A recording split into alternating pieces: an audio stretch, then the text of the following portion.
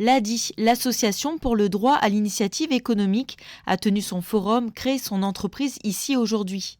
L'objectif, favoriser la proximité, sensibiliser à l'émergence de projets et contribuer à leur création. C'est à la Maison de la Jeunesse de Dembéa que s'est déroulé l'événement. Ont répondu présents nombre de nouveaux entrepreneurs, des personnes ayant perdu leurs emplois suite aux exactions du 13 mai dernier en phase de reconversion professionnelle. D'autres en ont profité pour oser se lancer et poser les premières questions, comme Rosa, originaire du Nord. J'ai un terrain en brousse et moi j'habite ici sur Nouméa et cette idée, c'était une idée, hein, parce que comme je n'ai pas les moyens et tout, mais c'était de créer une table d'hôte en tribu. Ça vous motive peut-être à vous lancer? Il y a des choses qui vont peut-être se concrétiser. Ça me titille avec tout ce que j'ai appris là, ça, avec les ateliers gratuits que je pourrais bénéficier pour avoir des connaissances.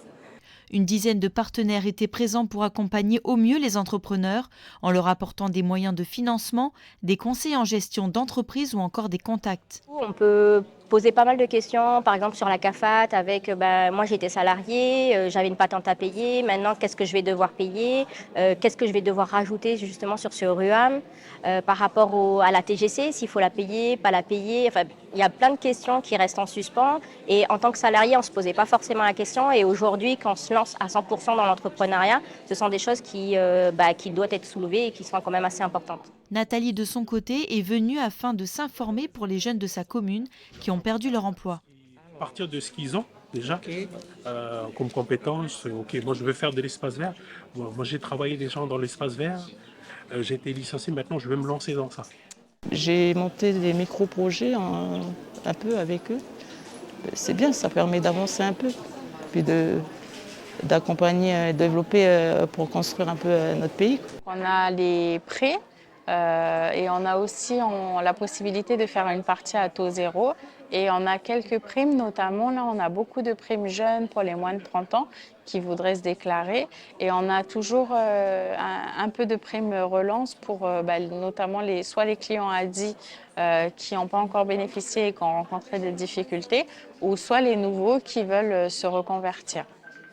Parmi ses partenaires, la Croix-Rouge est également présente pour proposer un soutien émotionnel et moral.